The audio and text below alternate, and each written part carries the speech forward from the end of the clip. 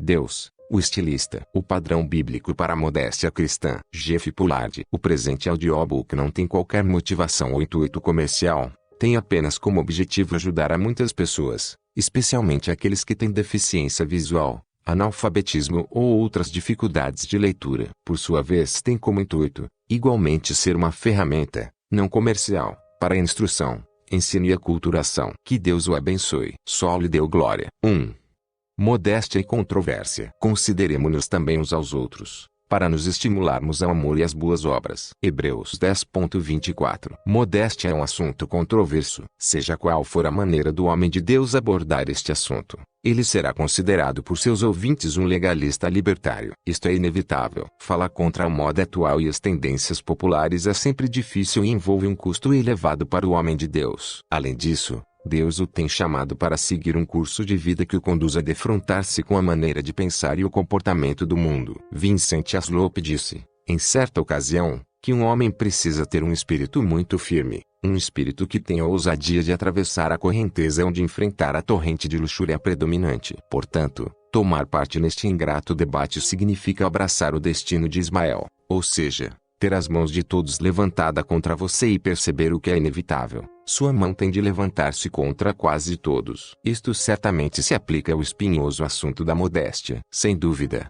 quando chegarmos ao final deste livro, para alguns eu parecerei um liberal inconsistente, para outros serei apenas mais uma onda de legalismo, rebentando sobre a praia da liberdade cristã. Meu objetivo, entretanto, não é a controvérsia. Desejo somente glorificar o Senhor Jesus Cristo e estimular o seu povo ao amor e às boas obras. Hebreus 10:24. Mas, visto que a controvérsia é inevitável neste assunto, seguirei esta diretriz. O amor nos fornece uma regra segura, que imponhamos sobre nós mesmos uma norma rígida e sejamos tolerantes para com os outros. A norma de nossa própria maneira de conversar deve ser a mais rígida, mas a norma pela qual censuramos os outros deve ser tolerante. Enquanto lutava com uma grande controvérsia, há muitos anos, o grande Samuel Bolton declarou: meu principal objetivo é convencer o discernimento e não irritar as afeições, para que não preste serviço ao pecado, enquanto procuro fomentar a graça, e não desperte as corrupções dos homens, enquanto me esforço para levá-los à santidade,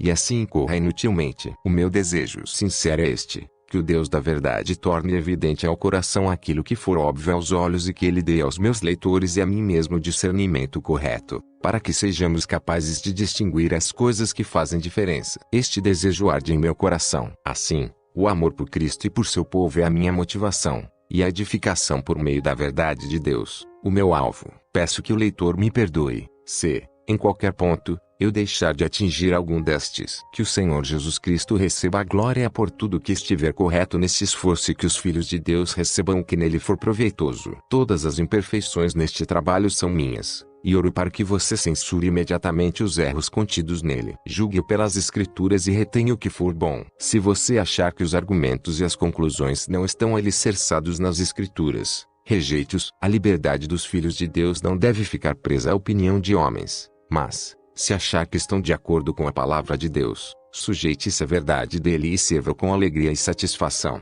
2.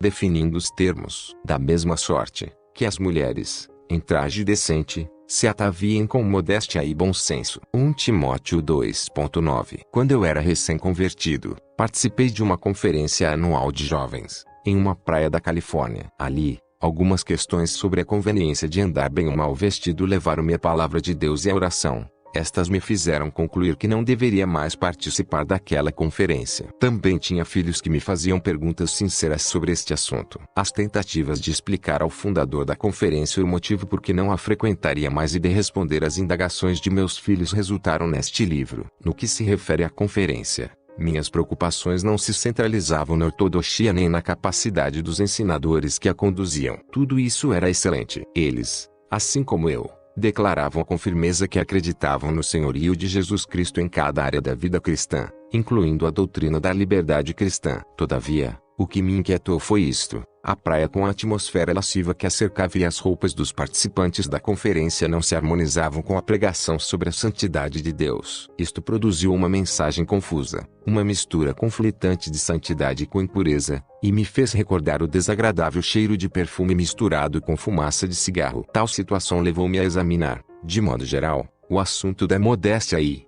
de modo particular, a modéstia nas vestes de banho. Por que nas vestes de banho? Porque as evidências bíblicas me convenceram de que o padrão das roupas de banho modernas está caracterizado por nudez imodesta. Após uma boa pesquisa, descobri que a indústria da moda utilizou a roupa de banho para mudar a opinião pública a respeito do vestir-se com modéstia. Em outras palavras, os estilistas usaram a moda para despir a sociedade. E isto é exatamente oposto à modéstia cristã. Examinar assuntos relativos a trajes de banho nos instruirá, eu espero, no vasto campo da moda e da modéstia. Então, o que é modéstia? Assim como as palavras amor e fé, usamos frequentemente a palavra modéstia sem compreender o seu verdadeiro significado. Os dicionários modernos oferecem definições tais como uma ausência de vaidade, despretensão, desambição, simplicidade. 2. Reserva, pudor, decência, gravidade, compostura. 3. Moderação, sobriedade. 4. Ausência de vaidade em relação ao próprio valor, às próprias realizações, êxitos, etc. Despretensão. 5. Comedimento determinado pelas exigências das circunstâncias, dos deveres, dos usos, sobriedade. 6. Desprezo ao luxo, à ostentação. 7. Conformidade com os padrões morais e éticos da sociedade, pudor, decência. No Webster definiu modéstia como aquela disposição humilde que acompanha uma estimativa moderada da dignidade e importância de alguém. Ele disse mais: nas mulheres, a modéstia tem o mesmo caráter que tem nos homens, mas a palavra também é usada como sinônimo de castidade ou pureza de comportamento. Neste sentido, a modéstia resulta da pureza da mente ou do temor de sofrer desgraça e ignomínia. Temor é se fortalecido pela educação e princípios. A modéstia sincera é o encanto mais doce da excelência feminina, a mais preciosa joia da coroa de honra das mulheres. De acordo com estas definições, a modéstia possui um conceito amplo, não limitado à conotação sexual. É um estado de mente ou disposição que expressa uma estimativa humilde de alguém a respeito de si mesmo diante de Deus. A modéstia, tal como a humildade,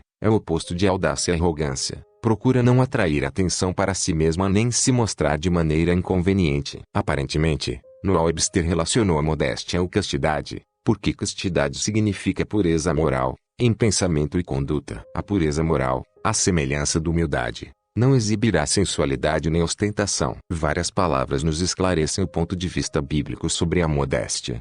1 Timóteo 2,9 afirma que as mulheres devem vestir-se em traje decente, com modéstia e bom senso. A palavra grega traduzida por decente tem o significado geral de respeitável, honorável e, quando usada em referência à mulher, significa em outras passagens, tal como neste versículo, modesto. George Knight III observa que adornos e vestes constituem uma área com a qual as mulheres estão frequentemente preocupadas e na qual existem grandes perigos de imodéstia e indiscrição. Por isso, o apóstolo Paulo os estabeleceu como centro de sua exortação e ordenou que as mulheres se ataviem com modéstia e bom senso, de forma a manter harmonia com sua confissão e sua vida cristã. Por conseguinte, a modéstia é um dos elementos do caráter cristão. E nossas vestes devem fazer a mesma confissão que os nossos lábios fazem. A ordem dada por Paulo nos transmite a ideia de que este é um assunto especialmente perigoso para as mulheres. De acordo com Knight, a expressão com modéstia denota um estado de mente ou atitude necessária com a qual alguém deve se preocupar e, como resultado, vestir-se com modéstia. Significa um sentimento moral, reverência, temor, respeito para com o sentimento ou opinião de outros ou para com a consciência de alguém. Consequentemente, vergonha, respeito próprio. Senso de honra. William Hendrickson disse que modéstia indica um senso de vergonha, de respeito aos limites de conveniência. Isto significa que a modéstia conhece os limites e deseja permanecer dentro deles. A modéstia não quer exibir-se. Finalmente, a expressão bom senso tem entre os seus significados o sentido geral de bom discernimento, moderação, autocontrole, que, ao ser visto nas mulheres, é entendido como decência, castidade. Bom senso significa um domínio sobre as paixões do corpo, um estado de senhorio sobre si mesmo na área de apetites. O significado básico da palavra tem nuances e conotações diferentes, representando o autodomínio interior, com seu governo constante sobre todas as paixões e desejos, o autodomínio que impede o surgimento da tentação à imodéstia. Na realidade, Paulo estava dizendo que, quando essas atitudes controlam de modo autoconsciente a mente de uma mulher, o resultado é evidente em seu vestuário modesto. Que ele disse a respeito de modéstia e bom senso.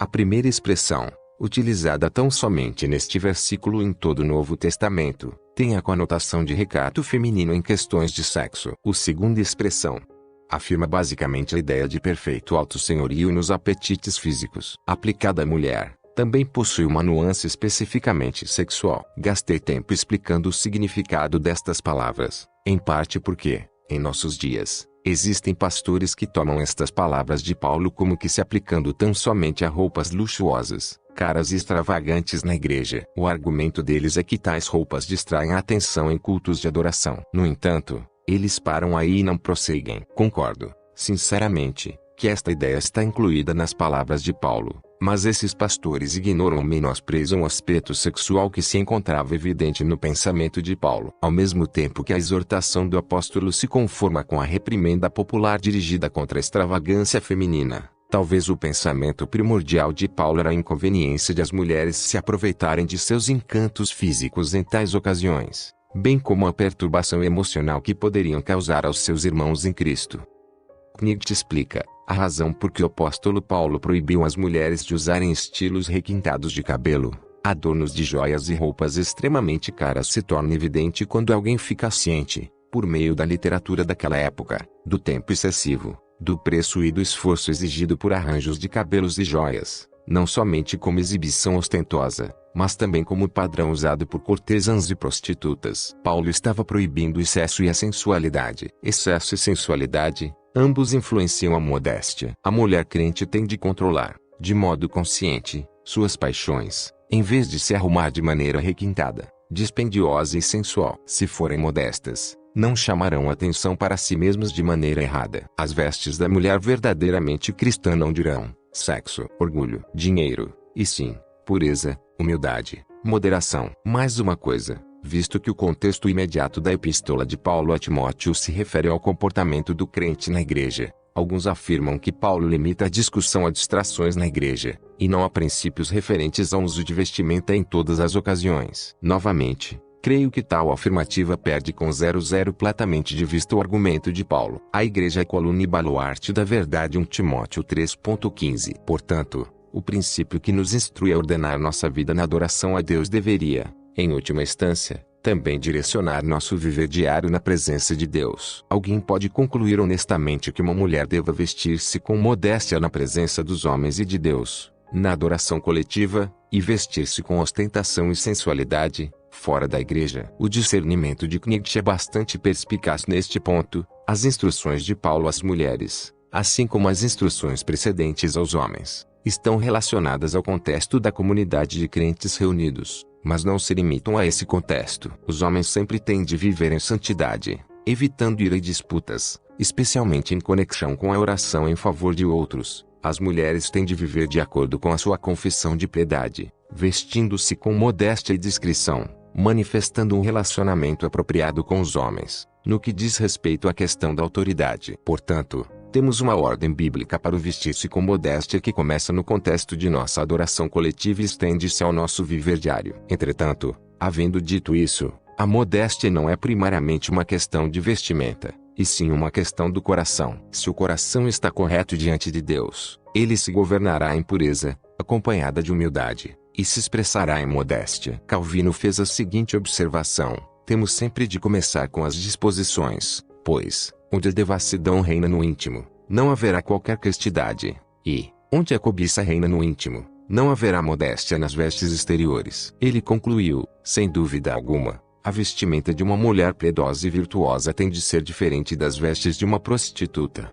Se a piedade tem de ser provada pelas obras, a verbalização de ser crente também precisa ser visível em vestes decentes e apropriadas. Isto se aplica não somente à adoração coletiva, mas também ao viver diário. Embora seja verdadeiro que alguém pode vestir-se com modéstia impulsionado por um motivo orgulhoso e pecaminoso, não é possível que alguém se vista com sensualidade e ostentação impulsionado por um motivo correto. Por conseguinte, a pureza e humildade de um coração regenerado internamente tem de se expressar, em última instância, por meio de roupas modestas no exterior. Portanto, visto que modéstia tem várias definições, extrairemos das Escrituras a nossa definição. A modéstia cristã é um autodomínio íntimo, arraigado em um entendimento apropriado de si mesmo diante de Deus, Um entendimento que se expressará exteriormente com humildade e pureza de um amor genuíno por Jesus Cristo, em vez de expressar-se na glorificação e promoção de si mesmo. A modéstia cristã não se revelará publicamente em nudez pecaminosa. 3.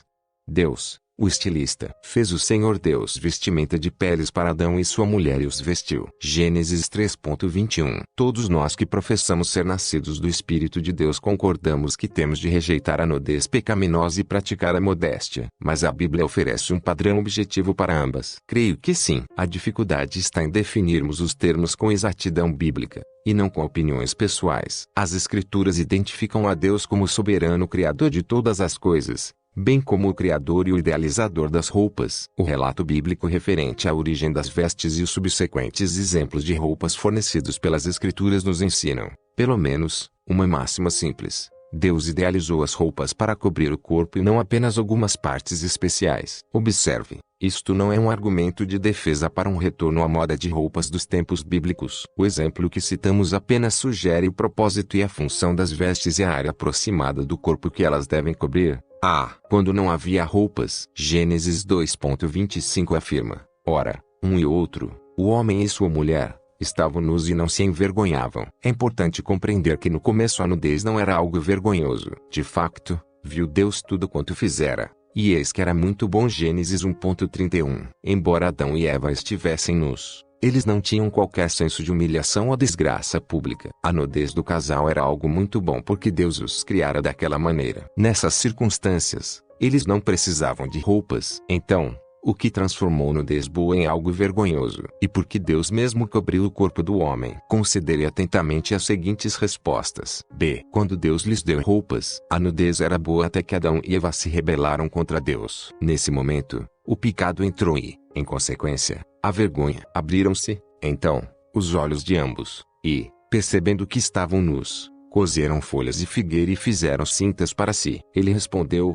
ouvi a tua voz no jardim, e, porque estava nu, tive medo, e me escondi. Fez o Senhor Deus vestimenta de peles para Adão e sua mulher e os vestiu. Gênesis 3:7, 10, 21. Como resultado da queda de Adão e Eva no pecado, Deus lhes cobriu a nudez. O conhecimento do pecado transformou a sua experiência de nudez boa em vergonha humilhante e aflitiva. Vergonha e infelicidade entraram na história, que, felizmente, não terminou ali. Em sua grande misericórdia, Deus providenciou uma coberta graciosa. O principal ensino deste relato é sua aplicação espiritual ou evangélica. Adão e Eva perderam sua posição de justiça diante de Deus e se tornaram nus em seu pecado. Deus matou animais e fez vestes de peles para cobrir, graciosamente, Adão e Eva, depois de tentarem deploravelmente cobrir a si mesmos com cintas feitas por suas próprias mãos. Este belíssimo tipo de misericórdia e graça de Deus cumpriu-se, posteriormente, no sacrifício expiatório de nosso Senhor Jesus Cristo. Thomas Boston comentou: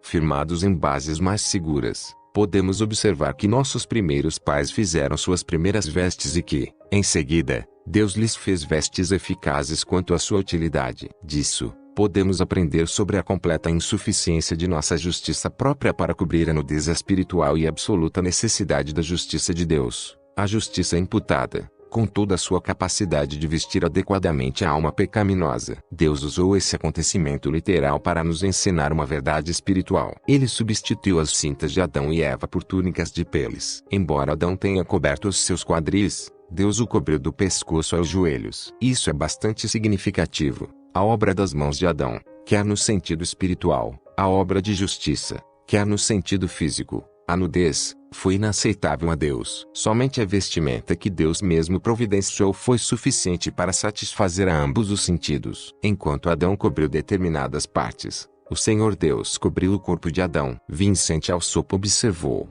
nossos primeiros pais, na provisão precipitada que fizeram para cobrir a sua vergonha, se preocuparam apenas com cintas. Mas Deus, que tinha concessões adequadas da necessidade de Adão e Eva, do que era preciso para suprir-lhes, das normas de decência e do que poderia satisfazê-las completamente.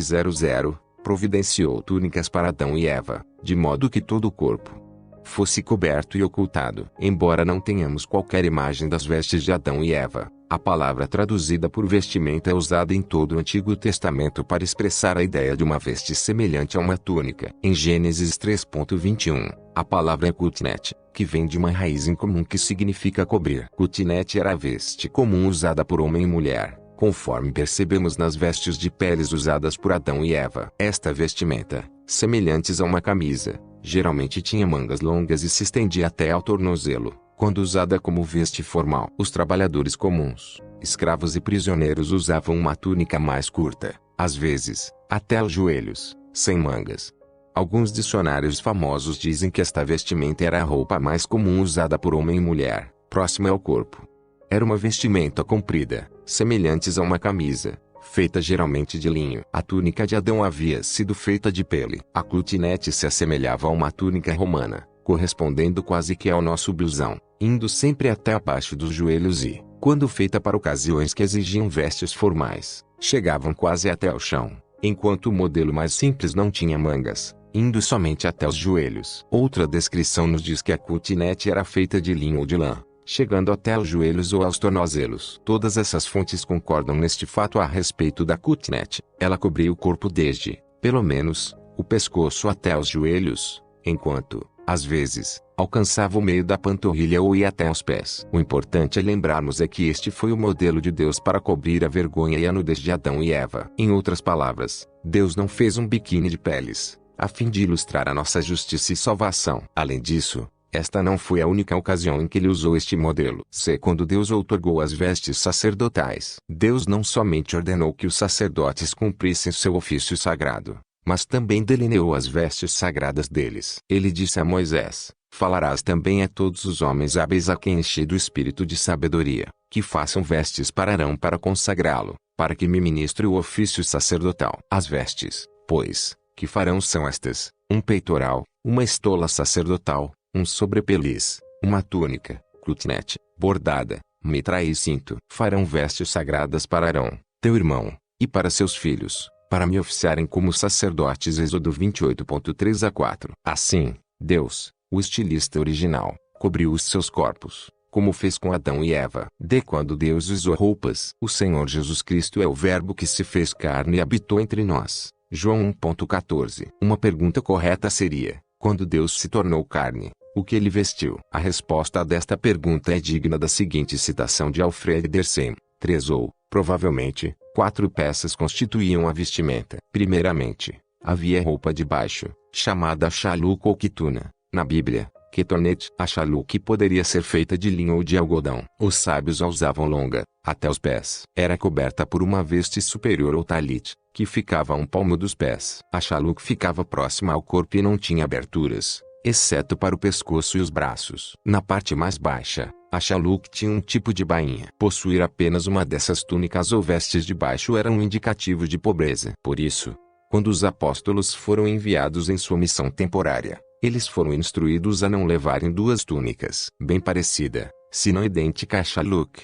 havia roupa antiga mencionada no Antigo Testamento como ketonete, a qual corresponde à palavra grega chiton. Visto que a roupa usada por nosso Senhor e as roupas sobre as quais ele falou aos apóstolos eram designadas pelo vocábulo chiton, concluímos que este representa a popular ketonete ou a rabínica quituna. Esta podia ser feita de quase todo o material, inclusive couro, embora fosse geralmente feita de lã ou linho. Podemos agora ter uma ideia da aparência exterior de Jesus naquela manhã primaveril, quando estava entre a multidão, em Cafarnaum. Podemos imaginar com certeza que ele saíra com as vestes comuns, embora não com as mais ostentosas, usadas pelos mestres judeus da Galileia. A chaluca, ou mais provavelmente a quituna, a roupa de baixo, devia ser bem justa, descendo até os pés. A quituna não era usada somente pelos mestres, mas também era considerada absolutamente necessária para que alguém lesse ou ensinasse publicamente as Escrituras ou exercesse qualquer função na sinagoga. Nosso Senhor Jesus Cristo, o Deus vivo, vindo em carne, cobriu-se da mesma maneira como havia coberto Adão e Eva, bem como os sacerdotes. Cristo é um bom exemplo para nós. Quando Deus outorga vestes aos santos no céu, o apóstolo João nos dá uma visão dos santos no céu. Então, a cada um deles foi dada uma vestidura branca, e lhes disseram que repousassem ainda por pouco tempo, até que também se completasse o número dos seus conservos e seus irmãos que iam ser mortos como igualmente eles foram. Apocalipse 6.11, 7.9,13,14. Esta vestidura era uma túnica exterior, folgada, masculina, que se estendia até aos pés, usada por reis, sacerdotes e pessoas nobres. Os dicionários identificam esta vestidura com uma túnica longa e folgada ou com a veste exterior longa e folgada, e, às vezes, identificam-na com a túnica especial dos sacerdotes. Parece, então, que a Bíblia realmente oferece um padrão para as vestes do corpo. Desde as túnicas de pele que Deus entregou a Adão e Eva até as túnicas que ele projetou para os sacerdotes, desde as vestes de Jesus Cristo até as vestimentas brancas dos santos na glória, temos um testemunho coerente. O Antigo e o Novo Testamento revelam que o povo de Deus, na terra e no céu, usou roupas que lhes cobriam desde o pescoço até abaixo do joelho, incluindo, provavelmente, a panturrilha chegando ao tornozelo. Estas passagens, juntamente com muitas outras, indicam que os crentes têm um padrão para cobrirem seu corpo, especialmente quando se reúnem coletivamente para adorar o Deus vivo. João Calvino comentou: uma vez que as vestes constituem um assunto indiferente, tal como todos os assuntos exteriores, é difícil estabelecer um limite no que diz respeito até que ponto devemos ir. Pelo menos, podemos estabelecer isto com certeza: temos de reprovar tudo que em nosso vestir não está de acordo com a modéstia e a sobriedade. Ele está correto. É difícil estabelecer um limite fixo. Mas, visto que Deus mesmo cobriu Adão e os sacerdotes e que Cristo se vestiu como vestiram-se os santos do céu, não temos um padrão perfeito de modéstia e sobriedade? Quando os crentes não têm uma ordem escrita na Bíblia, nossa prática normal é examinarmos o perfeito relato de Deus, a fim de encontrarmos um princípio do qual extrairemos uma conclusão apropriada. Se rejeitarmos esta prática, onde encontraremos um padrão de modéstia? O que quer que aprendamos destes relatos bíblicos, é óbvio que as roupas cobriam o corpo, especialmente na adoração. Desejo enfatizar novamente: meu argumento não é a favor de um retorno à moda de vestir túnicas. Estou argumentando em favor da relação entre as roupas e a modéstia. Adão, os sacerdotes, Jesus Cristo, e os santos glorificados todos apontam para um facto claro: o povo de Deus deve estar coberto. E o modelo bíblico sugere um padrão de, pelo menos, do pescoço até abaixo do joelho. 4.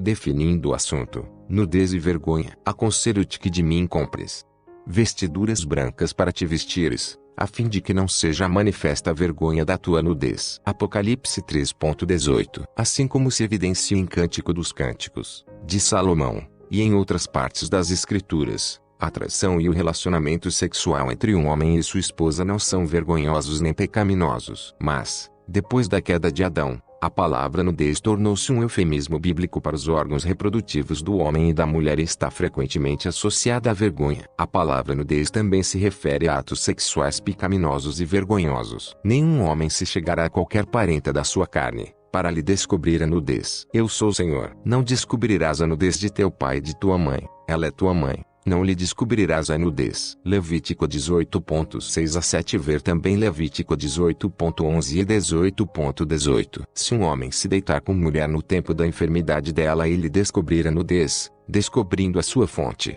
e ela descobrir a fonte de seu sangue, ambos serão eliminados do meio do seu povo. Levítico 20.18. Descobrir a nudez significa cometer atos sexuais pecaminosos. Nisto não pode haver qualquer contradição. De acordo com a palavra de Deus, descobrir a nudez de alguém com o propósito de ter relações sexuais ilícitas é pecado e vergonha. É óbvio que estes são atos secretos e particulares, mas, o que podemos dizer a respeito de manifestações públicas de nudez? As palavras traduzidas por nudez, que se referem especificamente às partes secretas, tanto no hebraico como no grego, estão, com muita frequência, associadas à vergonha. Eis alguns exemplos: as tuas vergonhas serão descobertas, e se verá o teu opróbrio. Isaías 47.3. Eis que ajuntarei todos os teus amantes, com os quais te deleitaste, como também todos os que amaste, com todos os que aborreceste, ajuntá-los-ei de todas as partes contra ti. Descobrirei as tuas vergonhas diante deles, para que todos as vejam. Ezequiel 16.37.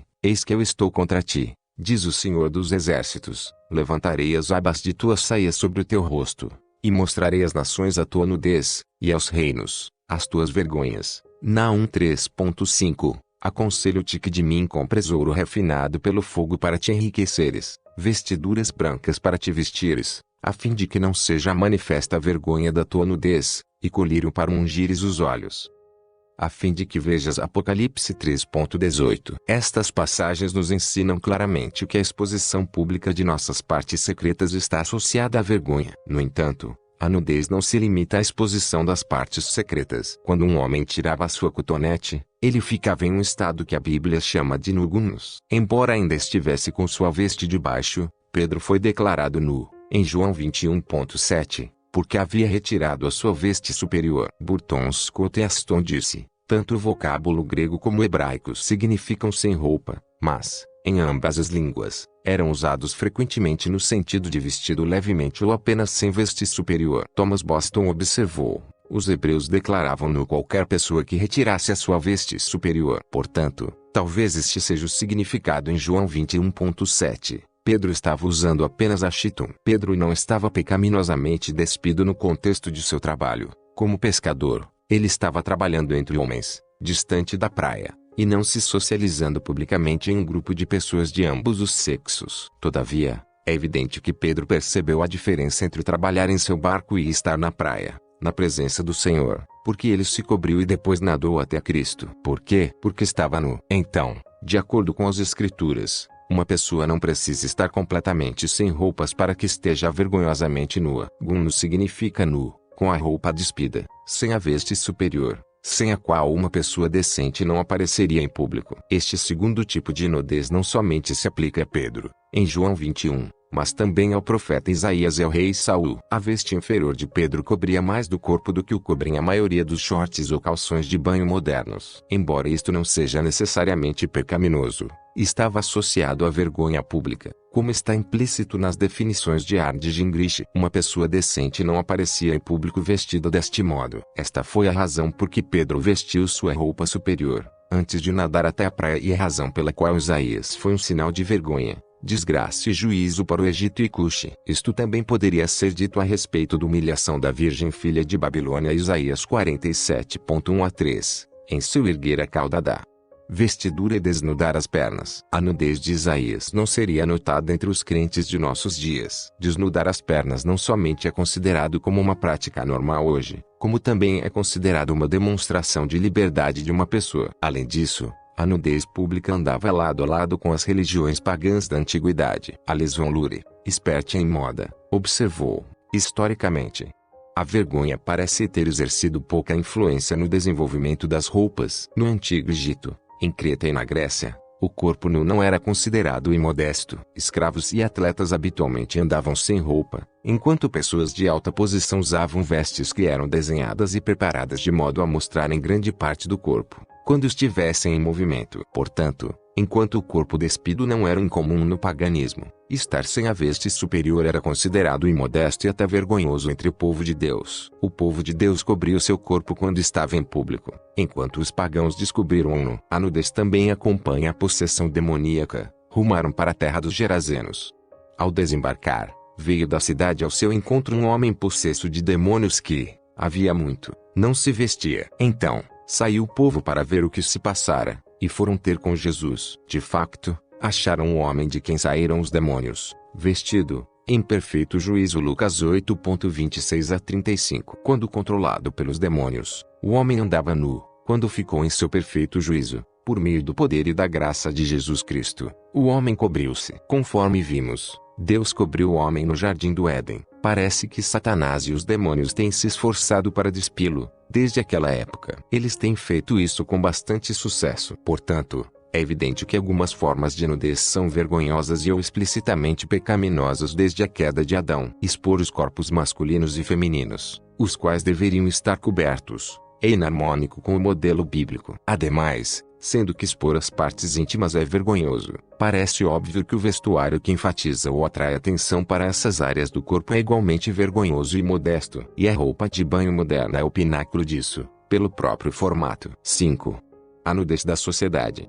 Uma mulher muito formosa. 2 Samuel 11:2. As vestes de banho em nossa cultura não possuem uma origem obscura e misteriosa, escondida em algum lugar dos anais da antiguidade. Uma visita à biblioteca pública e algumas horas de pesquisa revelarão uma história provocante e esclarecedora. O surgimento e o progresso das vestes de banho em nossa cultura revelam não somente grande medida de sensualidade, mas também o caráter da própria sociedade. Claudia Quidel e Valéria Strehle observam que a história das vestes de banho está vinculada à mudança de percepção a respeito de modéstia e imodéstia. Em toda a sua história, as vestes de banho têm sido as mais reveladoras dentre as roupas de esportes, forçando uma aliança inquietante entre a modéstia e a exposição sexual. Vários livros sobre a história da moda relatam especificamente esta aliança inquietante. Cito estes livros para não ser acusado de inventar uma história com o propósito de estabelecer meu argumento. Obviamente estes livros não foram escritos com uma perspectiva cristã, e dificilmente isso aconteceria. Eles não surgiram de cérebros fervorosos de alguns pregadores fundamentalistas e críticos. E isto é o que os torna valiosos.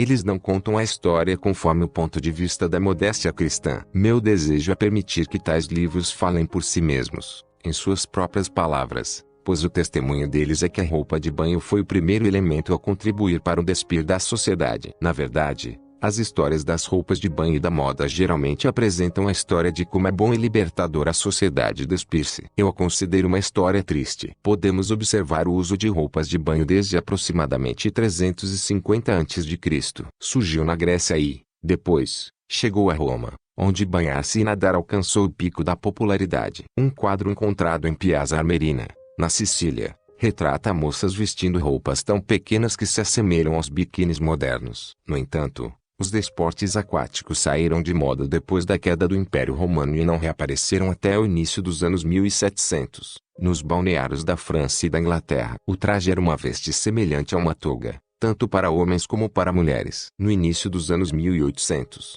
ir à praia a fim de ter entretenimento começou a tornar-se popular, mas todas as atividades na água eram estritamente separadas, tendo cada sexo a sua extensão de praia ou alternando em nascentes e piscinas em horas diferentes. Quando os modernos balneários no litoral se tornaram populares, o mesmo aconteceu com os banhos de mar e bronzeamento. Entretanto, além dessa vestimenta semelhante a uma toga, nenhum protótipo de vestes de banho existira em toda a história. Portanto, o crescimento da popularidade do nadar e tomar banho de sol apresentou um novo desafio para o mundo da moda. E qual foi esse novo desafio? Primeiramente, foi a situação de homens e mulheres se divertindo juntos em desportos aquáticos. Antes disso, homens e mulheres nadavam despidos ou com pouca roupa em grupos separados. Embora tenha havido exceções, a separação era prática geral. Nessa nova atmosfera de homens e mulheres juntos na água, surgiu uma grande necessidade de novas vestes. Estas teriam de ser funcionais, como não era o traje de banho comum até então. Esse traje comum ficava pesado quando molhado em água e era até perigoso. Todavia, devido ao fato de que a nova veste deveria ser menos volumosa, a fim de permitir liberdade de movimentos, ela tornou-se mais e mais curta para ambos os sexos. Isso era algo realmente novo. Mais e mais homens e mulheres permaneciam juntos, usando menos e menos roupas. Eis o âmago do desafio. Se homens e mulheres brincavam e nadavam juntos na praia, deveria haver uma roupa que tornaria o corpo mais livre para movimentar-se. Mas ainda havia na sociedade vestígios da influência bíblica da modéstia. A perspectiva cristã procedia do fato bíblico de Deus ter dado as roupas para cobrir o corpo. Contudo, a exigência por maior liberdade de movimentação demandava um novo tipo de veste para descobrir o corpo. Os estilistas entenderam que essa veste apropriada para a praia teria de ocultar, embora soubessem muito bem que, a fim de darem liberdade de movimento aos banhistas, essa veste, por sua própria natureza, teria de mostrar. Este vestuário anfíbio seria como um paradoxo a ser resolvido por um alfaiate, um tipo de nudez que funcionaria como um símbolo de vestimenta. Uma vez que homens e mulheres não estavam mais separados em suas atividades na praia, um inevitável striptease aquático começou. A remanescente tentativa de reter alguns traços de modéstia e, ao mesmo tempo, dar liberdade às pernas e braços explica por que as primeiras roupas de banho tinham uma aparência volumosa e desengonçada, que nossa cultura considera engraçada. Mas não percamos de vista este fato: tais vestes de banho antiquadas, de aparência engraçada, foram pelo menos, por algum tempo, um esforço de perpetuar o honorável ideal cristão de cobrir o corpo. Os estilistas de vestes de banho lutavam com um problema que os deixava perplexos. Tais vestes tinham de ser funcionais tanto nas ondas como na praia, desde o vestiário até a beira da água. Naquela época, os padrões de modéstia exigiam claramente o encobrimento, mas a funcionalidade na água exigia a diminuição. E, visto que a indústria da moda não era guiada pela palavra de Deus, nada permaneceu da modéstia cristã na maneira de expor o corpo. exceto que tal modéstia era antiquada. A evidência revela, e temos de guardar em mente, que modernizar e diminuir as vestes de banho foram obras deliberadas. Temos de parar e refletir sobre este fato. O que estava acontecendo na praia era o começo, nos tempos modernos, de um conflito violento entre o Deus Santo, como estilista de roupas, e homens pecaminosos, na mesma função. Os estilistas de moda não viram o traje de banho como vestes simplesmente funcionais, para uso específico, como macacões, por exemplo. Eles contemplaram suas criações como vestes altamente modernas e, portanto, idealizadas tanto para mostrar como para estimular. Eles entenderam claramente que a nova roupa de banho era apenas um símbolo de estar vestido. Essa foi a razão por que, em última instância, tal roupa se desenvolveu em uma forma de nudez superficialmente disfarçada de vestimenta. Além disso, os estilistas sabiam que estavam despindo a sociedade, desafiando constantemente os limites legais da nudez pública. Desafio você, querido leitor. Investigue os livros escritos pela indústria da moda, leia a história do negócio deles, e você descobrirá que a perspectiva que direciona a moda geralmente é a atração sexual, e não a palavra de Deus. Este é um argumento que estamos ressaltando, em vez de ser direcionada pela palavra de Deus, a voz do céu. A sociedade moderna é direcionada pela moda, a voz do homem caído. Será instrutivo examinar a influência da Europa em nossa sociedade, especialmente a influência da França. Os anos 1800 foram os mais turbulentos. Naquele tempo, as rachaduras do dique da nossa fraca moralidade estavam cedendo às pressões dos estilos, da filosofia, da teologia e do pensamento político da Europa. Esse fenômeno não era novo. Os grandes pregadores, John Owen e Thomas Brooks, relataram um declínio semelhante na Inglaterra. Há muito tempo a vaidade tem sido acrescentada às roupas, com modas e maneiras de vestir levianas, tolas e lascivas. Como resultado, tem havido ousadia excessiva no comportamento entre homens e mulheres. Estas corrupções, emprestadas da nação vizinha, tem produzido em abundância fruto de vaidade e orgulho. E a melhor evidência de que uma nação se degenerou é o fato de que ela se dispõe a naturalizar os maus hábitos de outras nações que vivem entre ela. Mas vocês dirão, que pecados existiam entre os moradores de Londres que professavam ser cristãos? Eu respondo, existiam 7 pecados, dentre outros, cometidos por muitos dos moradores de Londres. Entre muitos crentes professos existe a grande conformidade com as modas do mundo. Naquela grande cidade, muitos homens que se confessavam cristãos vestiam-se como palhaços, e as mulheres, como bebês de Bartolomeu, trazendo desonra para Deus, vergonha ao cristianismo, endurecimento de coração aos ímpios, ofensa aos fracos e provocando a ira de Deus. Sofonias 1.8 é uma penetrante e vigorosa repreensão contra todos os negociantes de moda e contra todos os que parecem ter consultado a França, a Itália, a Pérsia e todos os monstros bizarros. É uma advertência aos negociantes de moda quanto a todos os tipos e formas de pecados deles e um alerta àqueles que são habilidosos em seguir tais pecados, que se mostram mais competentes nesses pecados do que os seus criadores. Com certeza, se tais pessoas serão salvas, será por meio do fogo. Vestimentas estranhas fazem parte do velho homem, o qual tem de ser lançado fora, se alguém deseja chegar ao céu. Cipriano e Agostinho chegaram a esta conclusão. Vestes supérfluas são piores do que a prostituição, porque esta corrompe apenas a castidade, mas aquelas corrompem a natureza da pessoa. Ó senhores, o que era mais comum entre muitos crentes professos em Londres do que estarem vestidos com roupas estranhas, a moda da França. Embora a palavra de Deus ordene, e não vos conformeis com este século, mas transformai-vos pela renovação da vossa mente, para que experimenteis qual seja a boa, agradável e perfeita vontade de Deus. A indústria da moda começou a imitar a moda europeia. Os fabricantes de vestes de banho sabiam exatamente o rumo que planejavam seguir, o qual não era a palavra de Deus. Em parte, devido à influência das mais ousadas vestes de banho francesas, as nossas vestes de banho passaram por uma revolução. Até aquele tempo, as vestes de banho eram modeladas conforme as roupas de andar na cidade, mas, por volta dos anos 1890, a roupa íntima começou uma lenta e incessante migração para fora, uma migração que resultaria em uma completa e triunfal exibição no biquíni dos anos 1960.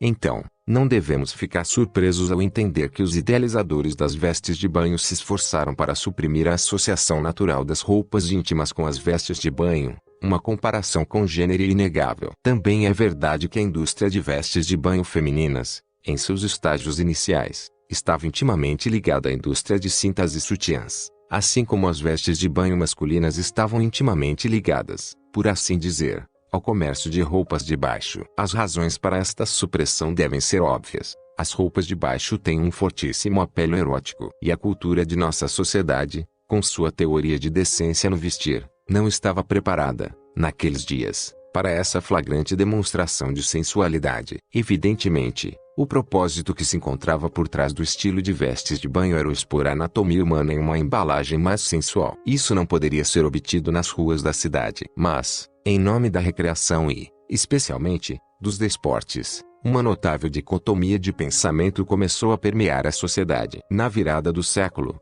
o que era nudez e lascívia na cidade tornou-se, repentinamente, justificável e permissível na praia. Isto deve fazer com que o Filho de Deus pense. Esta mudança de roupas comuns para roupas de baixo, como modelo a ser seguido, certamente não pode ser defendida como uma mudança em direção à modéstia. Além disso, em nome de desportos, recreação e seguindo a moda de vestes de banho da Europa, a sociedade começou a legalizar a nudez pública. Um relato apresenta habilmente o assunto. A história das vestes de banho é uma história, centímetro por centímetro, de como a pele tornou-se pública nos tempos modernos. É o drama de como a carne, a indústria e os meios de comunicação envolveram o ponto de vista cristão a respeito da modéstia em uma batalha à beira-mar. Esta luta entre mostrar e ocultar, fibras têxteis e pele, modéstia e nudez é uma história contínua de como a sociedade, incluindo muitos crentes, tem tirado a roupa em público. Duas perguntas devem ser respondidas. Primeira, por que a nudez não era pública até os tempos modernos? A resposta é bem simples. Nossa cultura resultou da segunda pergunta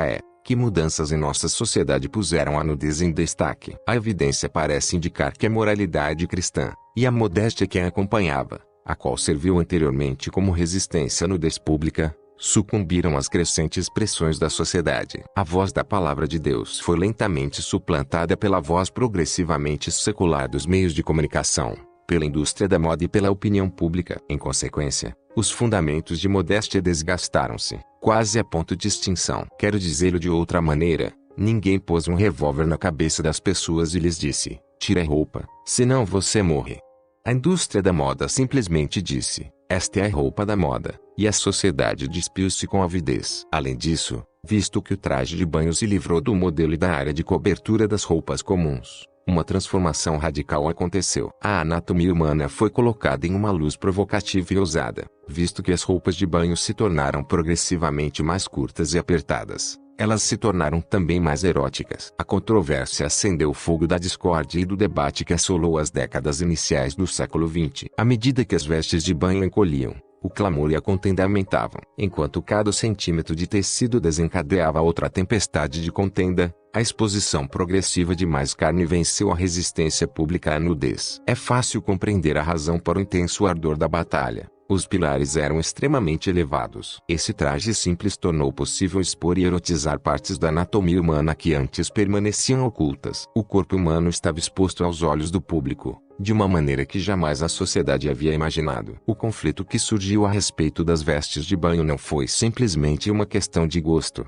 A metamorfose das vestes de banho forçou a sociedade a reavaliar seu ponto de vista sobre a modéstia. Era uma cultura de guerra, uma guerra de pontos de vistas a respeito do mundo. Como pessoas, mudamos do ponto de vista bíblico de cobrir o corpo para um ponto de vista exibicionista de expor o corpo. O resultado trágico foi que nossa sociedade, incluindo as igrejas, lançou fora sua veste de modéstia cristã e permaneceu de pé, orgulhosa e nua, na praia. Para ilustrar este fato, narramos a evolução da nudez pública durante os anos 1900. Os braços das mulheres foram expostos na primeira década. Embora pareça algo que nos cause risadas, isso foi uma grande mudança de pensamento. Os braços e os ombros das mulheres eram habitualmente cobertos em público. Essa mudança, porém, foi apenas o começo. A controvérsia entre o encobrimento do corpo e a sua exposição prosseguiu com maior intensidade nos anos 1920. Quando as pernas e as costas das mulheres foram progressivamente despidas. Decotes apareceram nos anos 1930. Em sua impetuosa busca por mais liberdade e maior exposição,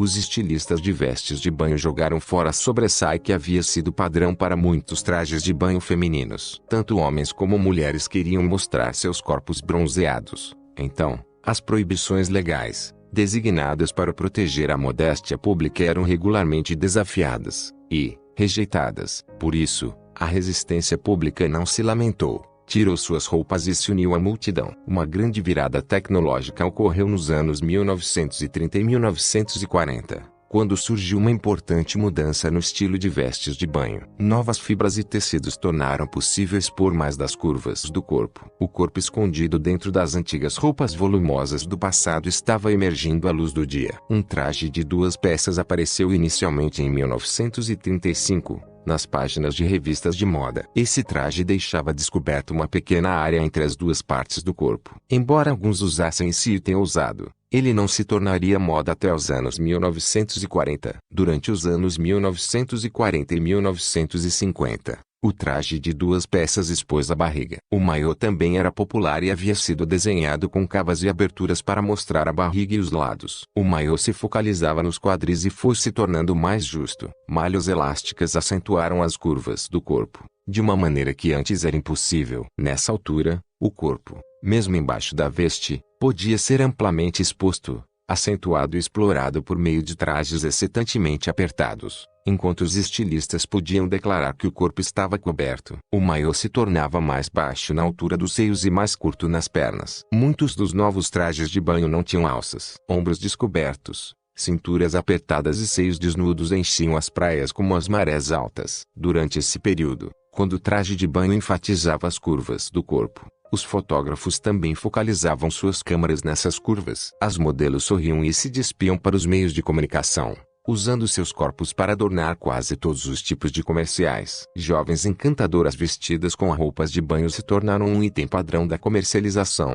que negociava tudo, desde veículos até campanhas políticas. O umbigo foi exposto nos anos 1960 e 1970. E nos anos 1970, cavas acentuadas revelaram os quadris. Os estilistas despiram as coxas até a cintura. Isso deslumbrou o público com outra parte erótica do corpo e tornou aquele traje conservador, de uma só peça, mais erótico do que antes. A cada nova estação da moda, os criadores de vestes de banho mudavam e manipulavam os novos tecidos, para descobrir outra parte do corpo. Essas vestes clamavam aos espectadores: vejam isto, olhem para cá.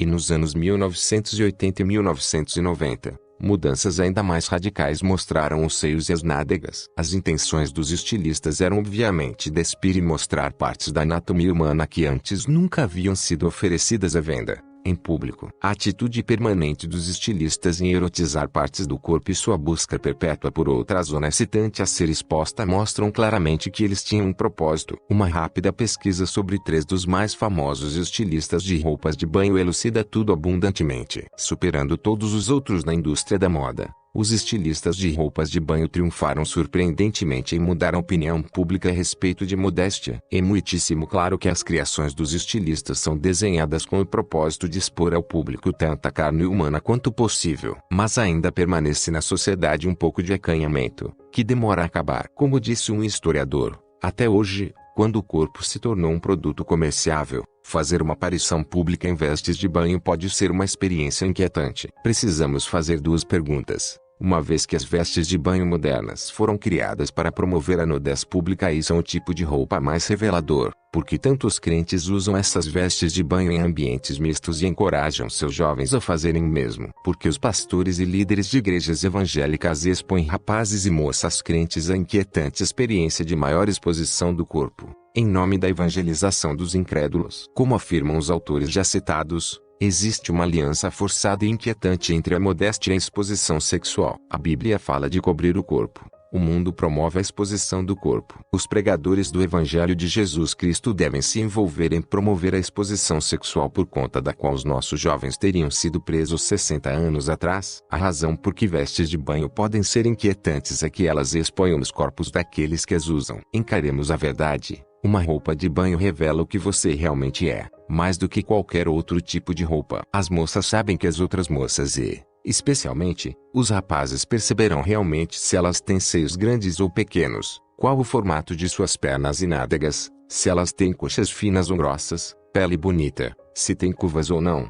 Tudo isso é exposto ao público nas vestes de banho. As vestes de banho são, propositalmente, O caso clássico de procurar ter aquilo que se deseja e de satisfazer esse desejo. Tudo foi idealizado para oferecer nudez e cobrir ao mesmo tempo. Se alguém quer ver uma mulher com tão pouca roupa quanto legalmente possível, não precisa fazer nada além de olhar anúncios de roupas de banho. E devido à conexão com roupas íntimas, não deveríamos nos surpreender por serem tais vestes praticamente indistinguíveis. Então, se as vestimentas não podem ser dispensadas de uma vez por todas, as roupas de banho, pelo menos, dão aparência de nudez. Foi para isso que elas foram idealizadas. Quando as novas vestes ajustadas no corpo foram introduzidas em 1933, elas foram oferecidas como resposta ao banho nu. Um anúncio daquela época dizia com entusiasmo: nenhum outro instrumento humano pode aproximar-se da liberdade completa, do perfeito ajuste, em descanso ou em movimento, e do senso irreal, mas estritamente legal de não estar vestindo nada. Isso não foi escrito nos anos 1960 e não apareceu nas revistas Playboy ou Penthouse. Apareceu em uma revista de moda em 1933. Espero que o leitor perceba que as vestes de banho cumpriram intencionalmente um papel fundamental para o declínio não muito sutil da sociedade rumo à devassidão pública. Por mais de 100 anos,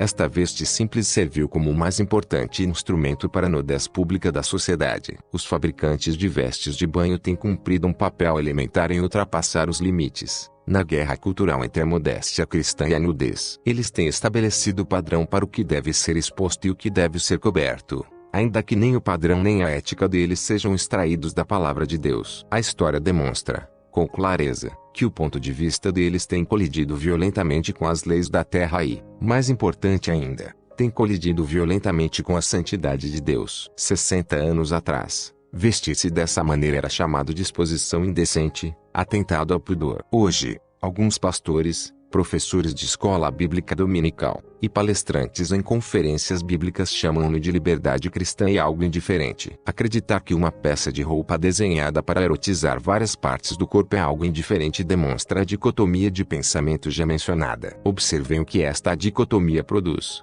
Homens e mulheres que nunca sonhariam em sair de casa na sua roupa interior irão passear quase nus, em público, nos seus fatos de banho. Quantas senhoras iriam estar nos vossos jardins apenas de cuequinhas e sutiã? Já considerou que provavelmente elas cobrem mais do que o que usa na praia? A dicotomia também produz pessoas que se sentam na igreja e ao domingo criticam a imoralidade pública e ainda assim se mantendo inadvertidos de que a roupa que usarão para o próximo retiro iria fazer com que fossem presos por exposição indecente ou atentado ao pudor algumas décadas atrás. A mulher que atualmente usa um maiô ou fato de banho supostamente modesto seria presa em 1922, tal como arquivos dos jornais o demonstram. Como é que isto aconteceu a homens e mulheres cujos corpos são o templo do Espírito Santo? Ainda que haja hoje um ressurgimento da doutrina da graça soberana e um renovado clamor por santidade, de alguma forma o fato de banho conseguiu sobreviver no meio da comunidade dos que se dizem cristãos, até dos reformados. Não só sobreviveu, mas também se engraé, até, defendido e reputado como liberdade do povo de Deus. Isto é desconcertante. Ainda assim, irei dar algumas sugestões nos capítulos seguintes de como isto aconteceu. Antes disso, no entanto, iremos refletir sobre o estado no qual os cristãos têm se progredido nos seus triptiases santificado, chamemos-lhe assim. E, como iremos ver de seguida, isso se desenvolveu, verdadeiramente, como um teatro da carnalidade. 6. O teatro da carnalidade. Fiz aliança com meus olhos, como, pois, os fixaria eu numa donzela. Jó 31.1. Deus criou as praias. Elas são uma belíssima parte da criação. O esplendor da areia, as ondas e o sol refletem a glória do seu Criador. As praias são agradáveis, mas se tornaram um triste palco no qual uma furiosa batalha por modéstia foi perdida. Durante os últimos anos do século XIX e os primeiros do século XX, ir à praia quase se tornou uma religião para muitas pessoas. Entre a propaganda espalhafatosa dos meios de comunicação que vendeu constantemente essa recreação saudável e o sucesso estratégico e brilhante da indústria da moda em apresentar as vestes de banho como algo moderno, desenvolveu-se, nas pessoas, uma dicotomia mental que não nos tem abandonado. A nudez que era inaceitável nas ruas da cidade tornou-se, literalmente, a última moda na praia. A atmosfera da praia não somente justificava a nudez, mas tornava-se um novo teatro de erotismo, cuja isca era tão inebriante e sedutora,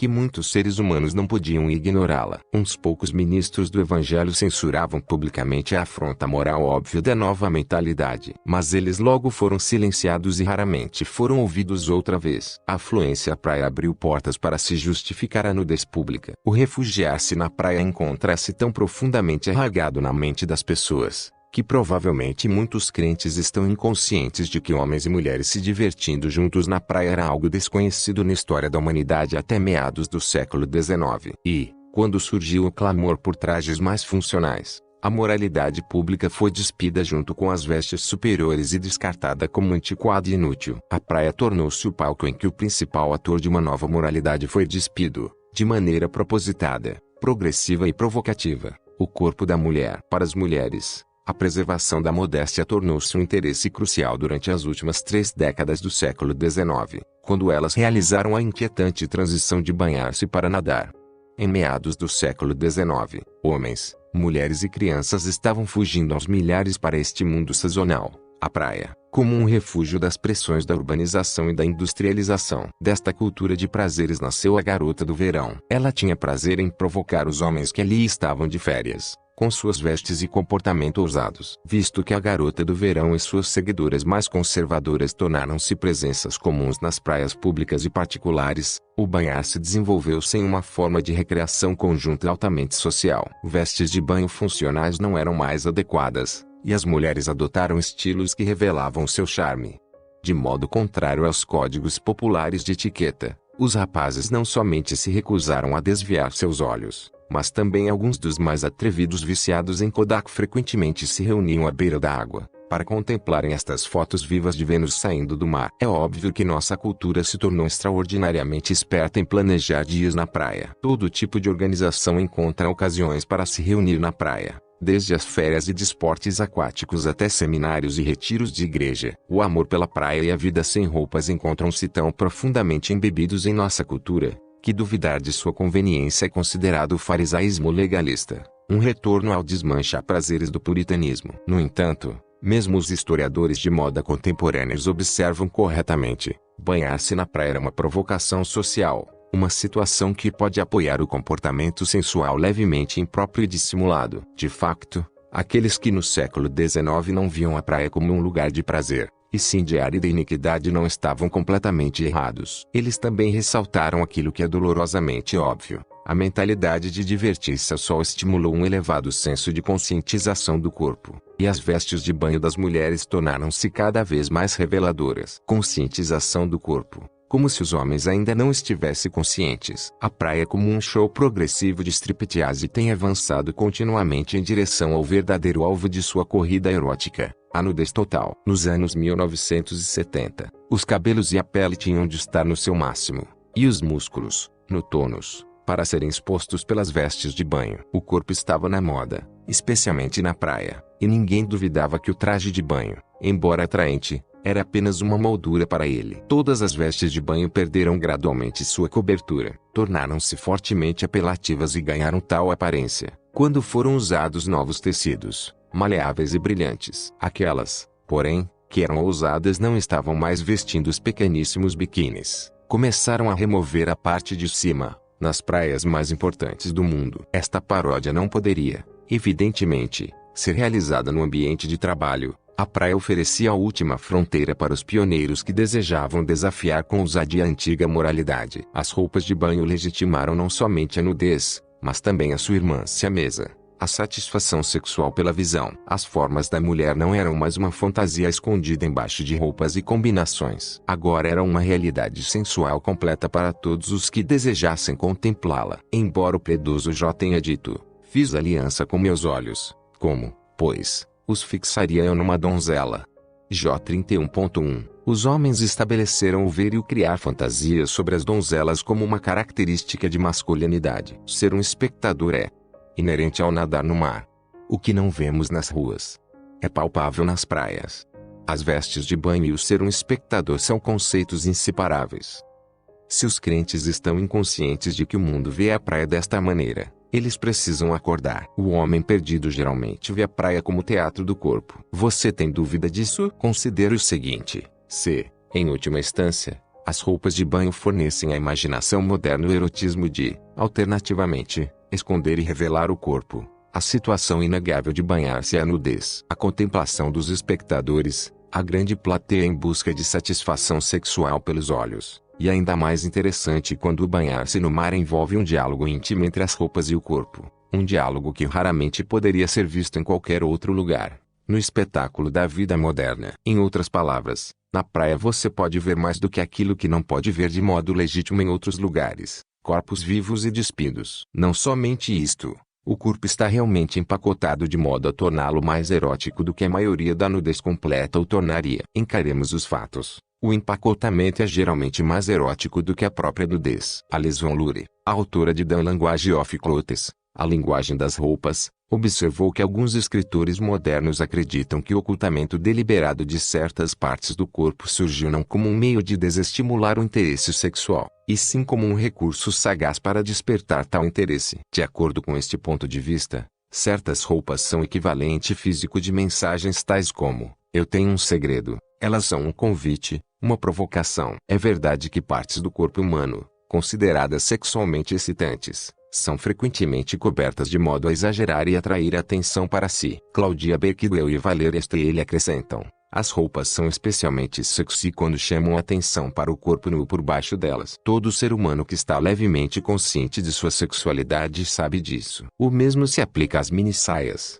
calças justas, corpetes, shorts e diversas roupas que escondem e revelam o corpo. A indústria da moda acredita que o principal propósito da roupa não é encobrir o corpo, e sim a atração sexual. Isto é o oposto da modéstia cristã. É triste, mas é verdade. A grande dicotomia revive muito bem em nossos dias, dominando a mente de inúmeros e vacilantes pastores e líderes de jovens. Eles acreditam que este palco de nudez legitimada é o lugar ideal para ensinar aos rapazes e moças impressionáveis a fé que é dos eleitos de Deus e o pleno conhecimento da verdade segundo a piedade. Tito 1.1. Como pode ser isto? Há muitas explicações possíveis para este fenômeno confuso. O tempo e o espaço permitem mencionar apenas algumas. Alguns, que afirmam ser homens de Deus, simplesmente não são convertidos e, assim sendo, irão incansavelmente lutar para adornar os prazeres carnais com vestes de religiosidade. Alguns, que afirmam ser homens de Deus, não guiam. Em vez disso, são guiados pelos desejos do seu povo, e em particular mulheres e pelo grupo, departamento ou ministério de jovens. Outros, que são homens de Deus sincero, têm batalhas severas em tantas áreas que simplesmente não refletiram ou estudaram este assunto. E, existem alguns que, tendo estudado este assunto ao longo dos anos, concluíram que é um assunto indiferente e faz parte da liberdade cristã. Vejamos, então, uma possibilidade que pode explicar o porquê desta dicotomia existir em alguns homens de Deus. 7.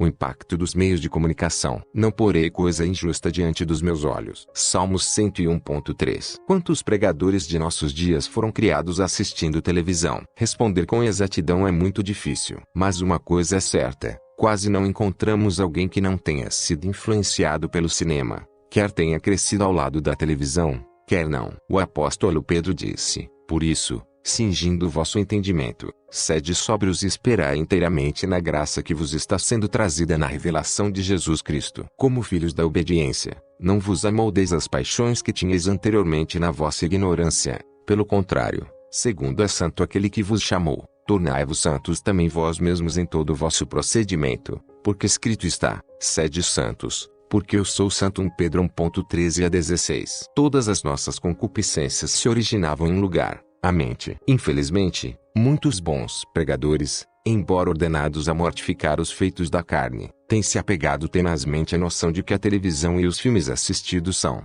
de alguma forma, neutros e de que o cinema, um grande profeta, talvez, o maior profeta, de ideologias anticristãs, produz entretenimentos que devem ser classificados como liberdade cristã. O cinema não é neutro. E, exercitando suas liberdades, a indústria cinematográfica descobriu, em seus primeiros anos, que a nudez vende. Em 1914, quando Max Sennett reconheceu o sucesso de apresentar nas telas lindas mulheres tomando banho, A indústria cinematográfica começou a produzir constantemente filmes de amor intenso, nos quais havia cenas em que os atores apareciam com roupas de banho. As estrelas de cinema viram sua carreira prosperar rapidamente, impulsionada por fotos publicitárias que as mostravam com roupas de banho. Não estou exagerando o papel da indústria cinematográfica em despir a sociedade. Usando a nova tecnologia de produzir filmes, Tinseltown cercou os espectadores com imagens fortemente sedutoras. Esta estratégia manteve a ameaça da nudez pública constantemente diante dos olhos e mentes ávidos de nossa cultura. Afinal de contas,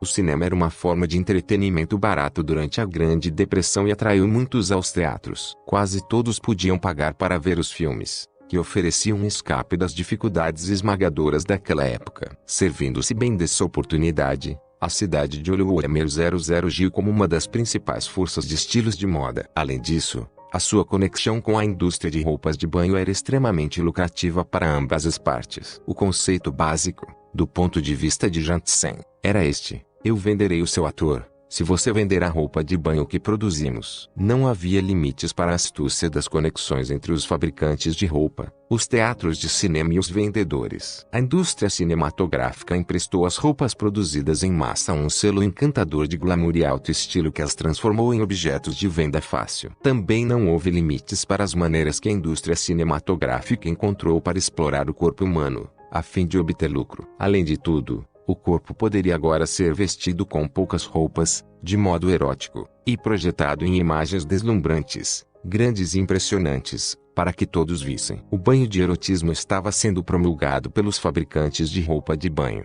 pelos promotores de desfiles de beleza e pela máquina de glamour da indústria cinematográfica. Grupos de bailarinas submersas e espetaculares apresentadoras de nado sincronizado tornaram-se algumas das pornografias não explícitas daquela década e da posterior. A indústria cinematográfica entendeu que, embora os filmes pudessem transmitir mensagem verbal, poucas conversas equivaliam a um apelo inexprimível ao sexo, por parte da sensualidade do cinema. Deve ser bastante óbvio que a indústria cinematográfica se tornou uma das principais fontes de ideias para estilos e roupas. Mas parece que isto fugiu à percepção de alguns pastores e líderes de jovens. O impacto dos meios de comunicação em vender a nudez ao público é difícil de ser exagerado. Embora a página impressa tenha exercido considerável poder sobre a mente das pessoas, o cinema e a televisão sobrepujaram-na por completo. Aquilo que antes era apenas fantasia abstrata na mente obscura dos homens tornou-se uma nova realidade para todos. Os deuses da moda falavam por meio de imagens em telas grandes e pequenas, lançando mão da imaginação das pessoas como nenhum outro fenômeno de comunicação na história. Ellen Melinkoff, a autora de Warrior, O que Vestíamos, revela a influência dominante que os novos deuses da moda exerceram sobre as moças desde os anos 1950 até os anos 1980. As palavras de Ellen Melinkoff descrevem sucintamente uma geração que se prostrou à voz da indústria cinematográfica, não à palavra de Deus.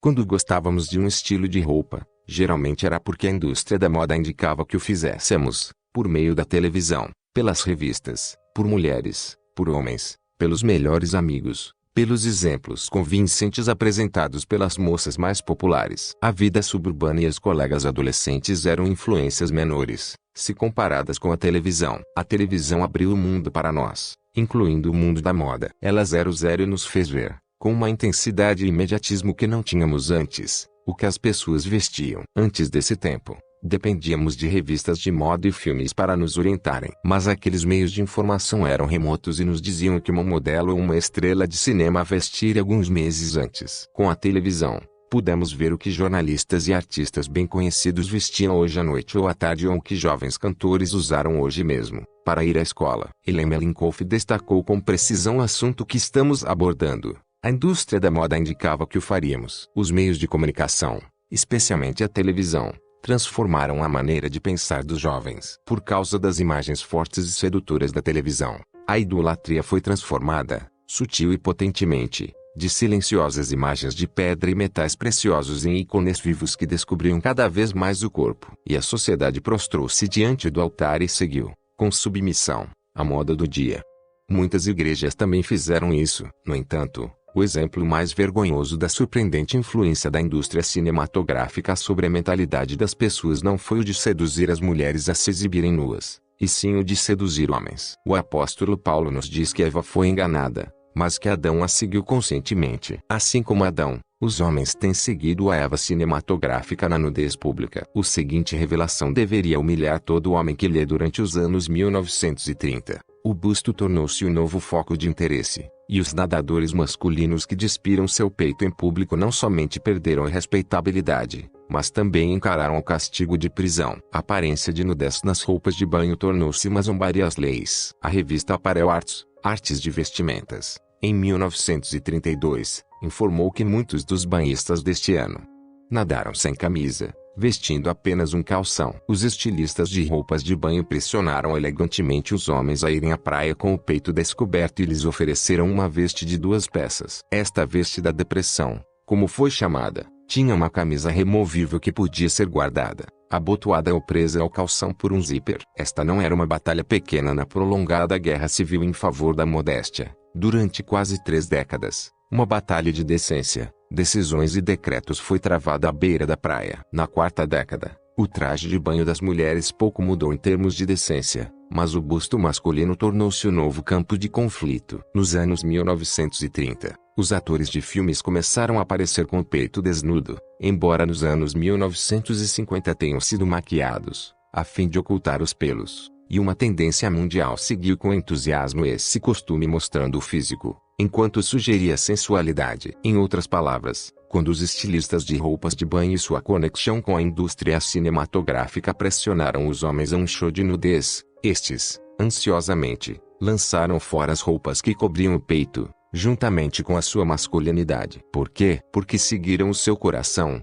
em vez de seguirem a palavra de Deus. Era o que eles queriam. A culpa por tal estado corrupto e decadente não pode ser lançada completamente sobre a mulher, como frequentemente o fazemos. O problema está justamente nos homens que se encontram atrás dos púlpitos e nos lares. Com a dissolução da masculinidade cristã neste século, os homens tornaram-se adoradores de sexo, refeminados, que não lideram e são liderados. Eles têm seguido os seus ídolos de cinema na prática da nudez, ao invés de seguirem a pureza de Jesus Cristo. Se os homens seguissem e governassem seu coração e seus olhos, conforme nos instrui a palavra de Deus, a atual cultura de lascívia simplesmente não existiria. Entretanto, qualquer pessoa que ouse falar contra a nudez pública é imediatamente menosprezada como legalista, fariseu e, o pior de tudo, fundamentalista. Quão triste é o fato de que muitos púlpitos e grupos de jovens são governados pelos desejos das mulheres e crianças da igreja e não pela palavra de Deus. Como disse o profeta Isaías a respeito das pessoas de seus dias, porque povo rebelde é este, filhos mentirosos, filhos que não querem ouvir a lei do Senhor. Eles dizem aos videntes, não tenhais visões, e aos profetas, não profetizeis para nós o que é reto, dizei-nos coisas aprazíveis. Profetizai-nos ilusões. Isaías 30.9,10. Compare o que hoje é pregado como liberdade com as perguntas 137 a 139 do Catecismo Maior, da Assembleia de Westminster. Pergunta 137. Qual é o 7º mandamento? Resposta. O 7º mandamento é, não adulterarás. Pergunta 138. Quais são os deveres exigidos no 7º mandamento? Resposta. Os deveres exigidos no 7º mandamento são a castidade no corpo, mente, afeições, palavra e comportamento, a preservação desta castidade em nós mesmos e nos outros, vigiar os olhos e todos os sentidos, temperança, manter companhias santas, modéstia no vestir, rejeitar todas as ocasiões de impureza e resistir a todas as tentações. Pergunta 139.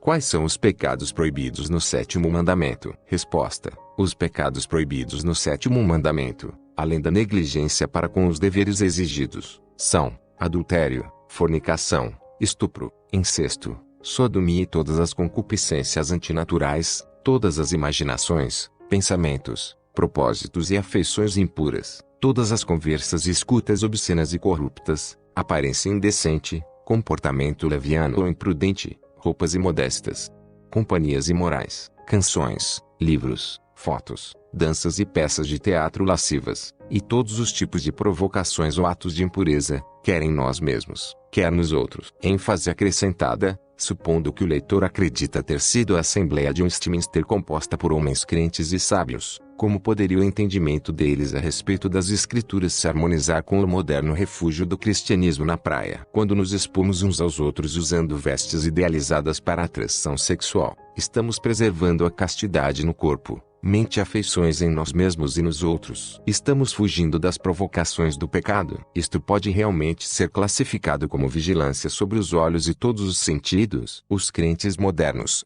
em sua maioria, não querem ter essas práticas licenciosas e mundanas denunciadas como aquilo que elas realmente são. Todavia, o que muitos homens crentes vestem comodamente quando se refugiam na praia era considerado exposição indecente há apenas 60 anos. Apesar disso, a prática de muitos líderes de igrejas é levar nossos filhos a ambientes eróticos e permitir-lhes despir seus corpos uns para os outros. E isso é feito em nome de trazê-los ao Deus Santo. Esta geração tem discipulado a si mesma aos pés dos homens efeminados, maquiados, da indústria cinematográfica e tem se nutrido com piscinas e filmes de praias. Uma crônica sobre os trajes de banho observou corretamente: o verdadeiro show de trajes de banho dos anos 1960 foi novamente realizado na indústria cinematográfica, embora não exclusivamente em cenas de publicidade. Uma geração de adolescentes do pós-guerra cresceu assistindo filmes que usavam cada oportunidade para mostrar corpos de jovens com roupas de banho. Aquela geração de adolescentes ocupa hoje o púlpito de muitas igrejas, uma vez que a mente de tais adolescentes foi moldada, desde a infância, pelo ponto de vista da indústria cinematográfica sobre o mundo e saturada com imagens de homens e mulheres nus. Não é surpreendente que este assunto seja abordado hoje como algo indiferente. Muitos de nós estamos tão insensíveis à nudez, que podemos contemplá-la e, com convicção, proclamar liberdade. Considere estes comentários sobre o filme Bastam Dois para Amar da MGM, um filme de fantasia inofensiva sobre estudantes de universidade nas praias do Fort Lauderdale, na Flórida. Ensolarado, sexy e muito engraçado, o filme sobre uma festa na praia que desenvolveu a fórmula elementar sobre o amor juvenil, rock e roll agressivo e esquadrões de estrelas bronzeadas de biquíni. Os mais de 100 filmes passados na praia produzidos ao longo da década tiveram um papel cultural importante. Os filmes roqueiros de Hollywood ajudaram a estabelecer o mundo dos jovens como uma cultura separada e estabeleceram o biquíni como uniforme de verão oficial.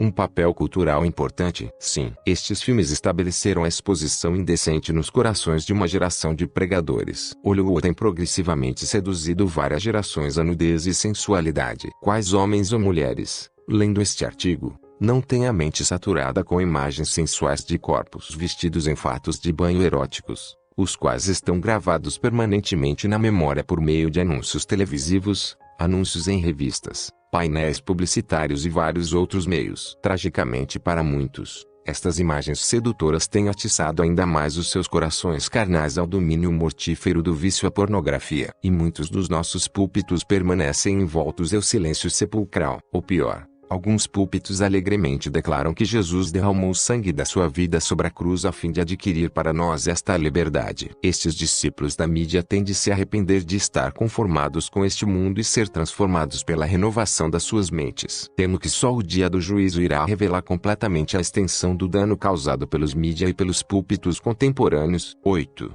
Vê-las em meio à pólvora. O amor não pratica o mal contra o próximo, de sorte que o cumprimento da lei é o amor. Romanos 13.10. Vivemos em uma sociedade pornográfica, mas os filhos de Deus são chamados à pureza e santidade. Talvez, devido ao fato de que estão mergulhados no êxtase de uma cultura sexualmente devassa, alguns pregadores contemplem o interminável desfile de sensualidade e concluam que, afinal de contas, as vestes de banho, saias curtas e outras roupas indecentes não são tão ruins. De acordo com este pensamento, alguns pastores e líderes de jovens exortam as moças de suas igrejas a vestirem maiôs decentes, antes de irem à praia. No entanto, espero que nesta altura já esteja claro que tal coisa é ficção. As pessoas estão mais conscientes de seu corpo, explicou Peggy Gay, uma compradora de roupas de banho, e existe certa sensualidade branda em um maiô que não existe em um biquíni. Isto é inegável. Os maiôs modernos são obras-primas de camuflagem sensual, porque muitos dos corpos de mulheres simplesmente não podem satisfazer a sede popular pela figura perfeita. O maiô é desenhado com o propósito de fazer o melhor do que mulher tem. Se você duvida,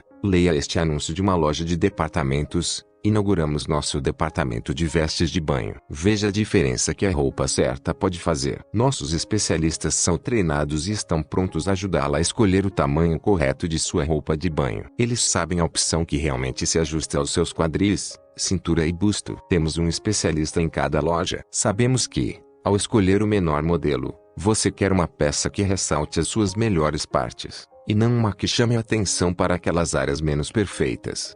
Em cada etiqueta, você encontrará um ou mais pontos coloridos que o ajudarão a achar a roupa que torna o seu corpo mais atraente. Escolher o melhor modelo. A roupa que torna o seu corpo mais atraente. Moças, que partes do corpo vocês estão ressaltando? Esse tipo de veste se parece com uma roupa que promove o domínio próprio, o qual se manifesta exteriormente em humildade e pureza de um amor autêntico por Cristo. Ou isto é a própria essência da autoglorificação e da autopromoção. 1 metro ou mais de tecido elástico que expõe as partes íntimas do corpo não é modéstia. Ao ler estas palavras, alguém pensa realmente que existe modéstia, quando quase todas as curvas do corpo de uma mulher estão envolvidas de forma a exibirem um espetáculo sensual público. Um estudo cuidadoso da literatura, imagens e fotos desde os primeiros anos da evolução das vestes de banho revelará que as regiões controversas do corpo foram progressivamente despidas. Parte superior dos braços, as coxas, os ombros e as costas. Afastando-se do padrão bíblico, as roupas de banho subirão até as coxas e descerão dos ombros até o peito. Todavia, apesar de toda esta ousada exposição do corpo, a última região vergonhosa foi protegida por um pouco, a virilha. Durante as primeiras décadas do século XX, as vestes de banho masculinas e femininas encobriam decentemente esta parte do corpo. Mas até esta última parte preservada foi descoberta e agora é revelada de maneira proeminente. Muitas das vestes de banho femininas vendidas em nossos dias definem claramente o púbis. Não é este o desígnio de tal roupa. Não é esta a antítese da modéstia cristã. Negar isto é envolver-se em ginástica mental inconveniente para um crente. Ser atraído à beleza que Deus outorgou a alguém é uma coisa. Ter seus olhos dirigidos ao corpo de uma pessoa por causa de roupas idealizadas com sensualidade é outra coisa bem diferente. Embora as roupas não tenham de esconder o gênero de uma pessoa, qualquer veste que tenha o desígnio de atrair os olhos para as regiões eróticas do corpo não pode satisfazer a exigência bíblica de decência. As formas do corpo do homem e da mulher não são más em si mesmas. Foram desenhadas por um Criador bondoso. Ele as declarou muito boas. Ao dizer isto, tenho de esclarecer que o problema não é e nunca tem sido as vestes de banho ou qualquer outra peça de roupa. O problema é o coração pecaminoso. Roupas, assim como todas as coisas materiais, não são pecaminosas em si mesmas, mas expor ou vestir o corpo de maneira sensual, provocando concupiscências nos outros, é pecaminoso. As agências de propaganda aprenderam, anos atrás, que decorar praticamente qualquer produto com uma mulher seminua prenderá a atenção de um homem. A Santa Palavra de Deus afirma que não devemos amar o mundo nem as coisas que há no mundo. 1 João 2,15. As vestes de banho modernas e muitas roupas da moda são criadas para satisfazer aos padrões do mundo e não ao padrão do Senhor Jesus. A indústria da moda fomenta o orgulho, a concupiscência da carne e a concupiscência dos olhos, e não a pureza e a santidade. O seu propósito não é cobrir o corpo, mas vesti-lo de modo sensual ou descobri-lo. O mundo não nega isso. Por quê, então, o negam muitos crentes? O mundo parece mais sincero a respeito do assunto do que muitos daqueles que enchem nossas igrejas e nossos púlpitos. As mulheres especialmente devem estar cientes de como as suas vestes causam impacto nos homens, porque, falando de modo geral, os homens são mais orientados pela visão do que as mulheres. Richard Baxter comentou sabiamente que as mulheres pecam quando as suas vestes tendem a enredar as mentes dos que as contemplam, prendendo-as em paixões impudentes, luxuosas e devassas. E, embora vocês digam que não tinham a intenção, a culpa é sua. Vocês fizeram aquilo que prendeu a mente dos homens e não se esforçaram ao máximo para evitar isso. Mesmo que o pecado seja deles e que a causa seja a vaidade, vocês, mulheres, são culpadas de produzir a ocasião desnecessária, pois têm de levar em conta que vivem em meio a almas enfermas. Vocês, mulheres, não podem colocar pedra de tropeço no caminho dos homens, nem acender o fogo da concupiscência deles, nem fazer de suas vestes uma armadilha para eles. Vocês, mulheres, têm de andar entre pessoas pecaminosas como fariam se estivessem portando uma vela em meio a pólvora ou palha, pois, de outro modo, poderão ver a labareda que não tinham previsto, quando for tarde demais para apagá-la. Baxter prosseguiu, advertindo as mulheres: vocês devem servir a Cristo usando roupas que expressem humildade, renúncia, castidade, sobriedade, a fim de levar outros a imitá-las na prática do bem, em vez de, com as vestes de vocês, servirem ao diabo, ao orgulho, às concupiscências, atraindo os homens a imitá-las na prática do mal. É muito raro encontrar uma mulher que entende corretamente o efeito que suas roupas têm sobre os outros. Muitas mulheres não compreendem que são vê-las em meio à pólvora. De modo semelhante, Thomas Manton declarou: as roupas foram dadas para cobrir a nudez e a deformidade que foram introduzidas pelo pecado. Por isso, o apóstolo disse: as mulheres, em traje decente, se ataviem com modéstia. Deixar o peito descoberto, no todo ou em parte, é uma transgressão desta regra. As mulheres descobrem a sua nudez, que deveriam esconder e ocultar, especialmente na presença de Deus. Habitualmente, mulheres vêm com vergonhosa impudência à presença de Deus, dos homens e dos anjos. Esta é uma prática que não concorda com a decência nem com a convivência. É injustificável, resultante de orgulho e devassidão, nutre o orgulho pessoal e provoca cobiça em outros. Poderíamos pensar que tais mulheres são pessoas ímpias que oferecem veneno aos outros. Elas fazem o que é pior, põem armadilhas para enredar a alma, descobrem o que deveria estar coberto. Crentes devem evitar o pecado em si mesmos e não o provocar nos outros. Thomas Manton estava falando com pessoas que usavam muito mais roupas do que as mulheres de nossos dias usam, em suas mini-saias, blusas decotadas, maiôs ou biquínis. A argumentação de Manton é clara: os crentes devem ficar longe de provocar o pecado em si mesmos e, especialmente, nos outros, e a nudez pecaminosa contribui para a provocação do pecado. Nosso Senhor Jesus Cristo disse: ouvistes que foi dito, não adulterarás. Eu, porém, vos digo, qualquer que olhar para uma mulher com intenção impura,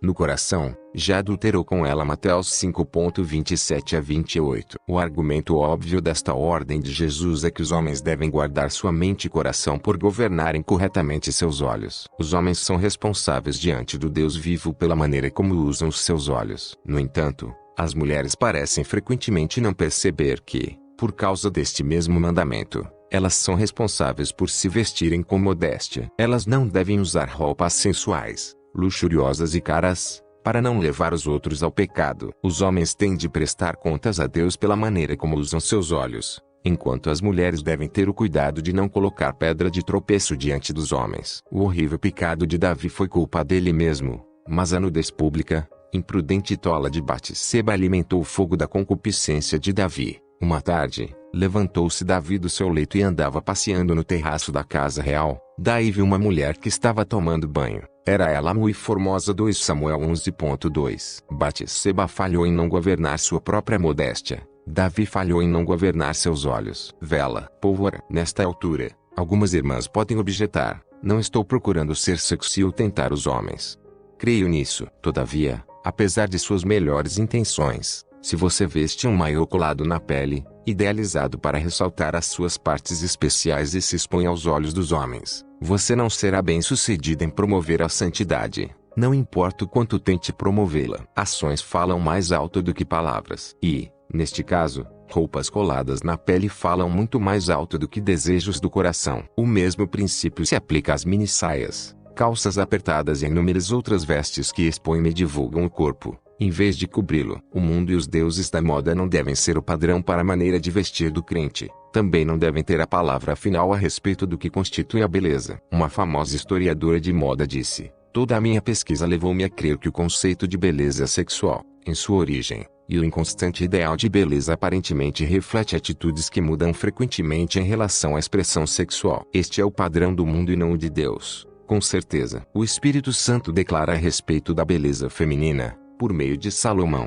enganosa é a graça, e vã, a formosura, mas a mulher que teme ao Senhor, essa será louvada. Provérbios 31.30. Este é o padrão. Além disso, mulheres e homens precisam entender claramente que roupas constituem uma linguagem, uma verdadeira linguagem do corpo, quer reconheçamos, quer não. À luz deste fato, os filhos de Deus devem desejar fervorosamente promover a pureza e a modéstia piedosa em si mesmos e naqueles que os cercam. Os santos de Deus têm de examinar, à luz da palavra, tudo o que vestem, tal como o motivo de o vestir. O apóstolo Paulo instrui a igreja que tudo o que fizerdes, seja em palavra, seja em ação, fazei em nome do Senhor Jesus. Colossenses 3.17. Podemos, nós, honesta e sinceramente ressaltamos as nossas partes especiais perante os olhos do Senhor Jesus. Paulo exortou a igreja carnal de Corinto, portanto, Quer comais, quer bebais ou façais outra coisa qualquer, fazei tudo para a glória de Deus. 1 aos Coríntios 10:31. Quando tornamos o nosso corpo mais atraente, pode isso, porventura, dar glória a Deus? A forma como nos vestimos tem de se focar em dar glória a Deus, não em ressaltar as nossas partes especiais. Examine o seu coração, caro leitor. Ressaltamos as nossas partes especiais e tornamos o nosso corpo mais atraente. Está mais focado numa sociedade pornográfica do que numa sociedade de filhos de Deus. Deve sempre lembrar-se que vive entre as almas doentes. E, irmãs, vocês são, de facto, velas em meio à pólvora. 9. Retorno à modéstia. Porque fostes comprados por preço. Agora, pois, glorificai a Deus no vosso corpo. 1 Coríntios 6:20. Vincent Alsop fez esta observação: a presente geração está lamentavelmente intoxicada com inovações e tristemente afastada da seriedade das gerações passadas. Isso não pode ser negado, ocultado, defendido nem, eu temo, melhorado.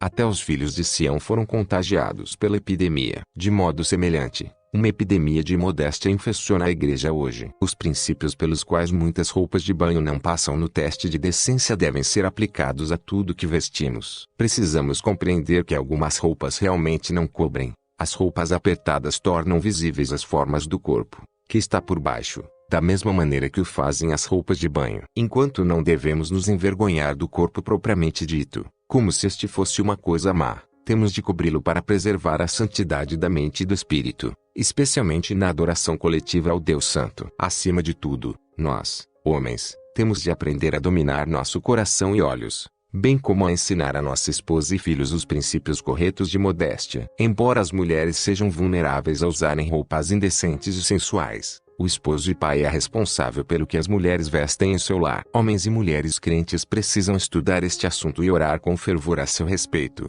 pois necessitamos verdadeiramente de um retorno à modéstia bíblica. Porque usamos um ou outro estilo de roupa. Van Bunyan apresentou a questão da seguinte maneira: porque muitas mulheres saem de casa com os ombros desnudos e seios à mostra. Porque elas pintam o rosto, esticam o pescoço e usam todas as formalidades às quais são levadas por suas fúteis imaginações. É para honrar a Deus e adornar o Evangelho. É para tornar o cristianismo atraente e fazer os pecadores desejarem a salvação. Não, não, pelo contrário. Elas o fazem para satisfazer suas próprias concupiscências. Creio também que Satanás tenha atraído mais pessoas ao pecado de impureza, por meio do esplendoroso desfile de roupas requintadas, do que poderia ter atraído sem a utilização de tais roupas. Fico admirado ao pensar que as vestes, no passado chamadas vestes de prostitutas, certamente não eram mais sedutoras e tentadoras que as roupas de muitas cristãs professas de nossos dias. O mesmo poderia ser dito hoje. Querido leitor, examine seu próprio coração. Por que você se veste da maneira como se veste? O clamor das feministas é: este é meu corpo, eu faço o que quero. O clamor dos evangélicos modernos é: esta é a minha liberdade, eu faço o que quero. Contudo, a declaração das Escrituras é: acaso não sabeis que o vosso corpo é santuário do Espírito Santo, que está em vós, o qual tendes da parte de Deus, e que não sois de vós mesmos, porque fostes comprados por preço. Agora, pois, glorificai a Deus no vosso corpo. 1 Coríntios 6:19-20. Se você é crente, isto significa que não pertence a si mesmo. Todo o seu ser, corpo e alma, é propriedade adquirida por Jesus Cristo, e o preço pago pelo seu corpo foi o traspassamento do corpo dele. Isto é o meu corpo, que é dado por vós. Fazei isto em memória de mim. 1 Coríntios 11:24. Mateus 26:26. O seu corpo pertence a ele. O Senhor Jesus o redimiu mediante o seu precioso sangue, na cruz do Calvário. Temos de pensar bem na maneira como adornamos esta propriedade adquirida pelo sangue do Senhor Jesus. Sem dúvida, nesta altura, alguns dirão: ah, isso é legalismo.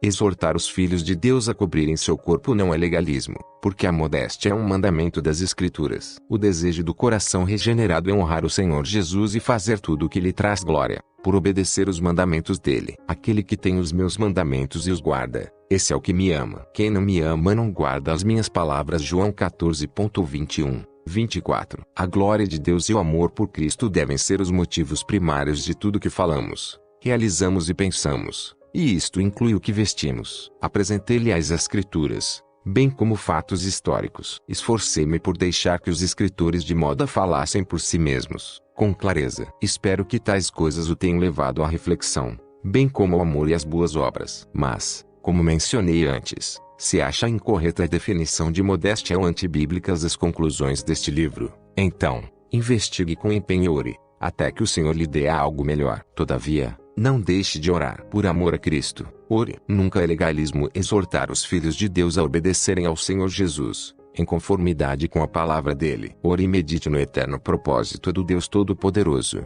porquanto aos que de antemão conheceu, também os predestinou para serem conformes à imagem de seu Filho. Romanos 8:29. Esta terra e todo o universo existem por uma única razão. O Deus da graça determinou salvar seu povo dos pecados deles e torná-los semelhantes ao seu Filho, Jesus Cristo. Ele derramou seu próprio sangue, na cruz do Calvário, a fim de pagar o débito dos pecados de seu povo. Tão somente pela fé nele, os pecados do povo de Deus são perdoados por toda a eternidade. Cristo os salva, purifica e os torna semelhantes a si mesmo. E como ele é santo, inculpável, sem mácula, separado dos pecadores e feito mais alto do que os seus. Hebreus 7:26. Então, como governaremos corretamente nossa vida no que diz respeito a este assunto difícil? Consideremos os seguintes princípios. A glória de Deus tem de ser nosso alvo primário. Glorificai a Deus no vosso corpo. 1 Coríntios 6:20. Tudo o que fizerdes, seja em palavra, seja em ação, fazei em nome do Senhor Jesus. Colossenses 3:17. O amor pelo Senhor Jesus tem de ser nosso motivo. Nós amamos porque Ele nos amou primeiro. 1 João 4:19. Lembrar que somos templo do Espírito Santo e que não pertencemos a nós mesmos tem de ser o princípio que nos disciplina. Não sabeis que o vosso corpo é santuário do Espírito Santo, que está em vós, e que não sois de vós mesmos. 1 Coríntios 6:19. O amor para com os outros, a preservação da pureza neles e em nós e desejo de não provocar neles a cobiça devem ser nosso alvo consequente. O amor não pratica o mal contra o próximo, de sorte que o cumprimento da lei é o amor. Romanos 13:10. Que o Deus de misericórdia nos conceda arrependimento onde temos pecado neste assunto. Seja honesto consigo mesmo e com Deus. Querido leitor, você tem realmente considerado este assunto com seriedade? Qualquer de seus irmãos e irmãs em Cristo tem orado com fervor, pedindo ao Senhor que lhe mostre como um filho de Deus deve se vestir? Se não, insisto, de todo o coração, que você o faça. Arrependa-se de qualquer mundanismo que achar em seu coração. Arrependa-se das ocasiões em que se veste para a contemplação dos homens e não para a glória de Deus. Hoje, muitos estão defendendo corajosamente o evangelho da graça soberana de Deus. Estão declarando com clareza, em muitos lugares, a gloriosa verdade da salvação pela fé tão somente em Cristo. Estas verdades maravilhosas e transformadoras devem produzir um povo modesto, santo e humilde, um povo distinguível deste mundo perdido e condenado. Portanto, minha fervorosa oração é que amemos intensamente o Senhor Jesus e uns aos outros. Que lutemos juntos pela unidade da fé e que vivamos as nossas vidas que magnifiquem a graça salvadora do nosso bendito Redentor. Que vivamos de forma sóbria, reta e piedosa nesta era presente. Tito 2:11-14. E que nunca neguemos estas preciosas verdades que amamos ao nos agarrarmos aos modelos e estilos do presente mundo mau e à sua nudez pecaminosa. Que glorifiquemos a Deus com os nossos corpos, e os nossos espíritos, que são dele. 1 aos Coríntios 6:20. E que, para a glória de Deus e pelo amor ao Senhor Jesus Cristo, voltemos à modéstia cristã. O presente audiobook não tem qualquer motivação ou intuito comercial. Tem apenas como objetivo ajudar a muitas pessoas, especialmente aqueles que têm deficiência visual, analfabetismo ou outras dificuldades de leitura. Por sua vez, tem como intuito, igualmente, ser uma ferramenta, não comercial, para a instrução, ensino e aculturação. Que Deus o abençoe. Só lhe deu glória.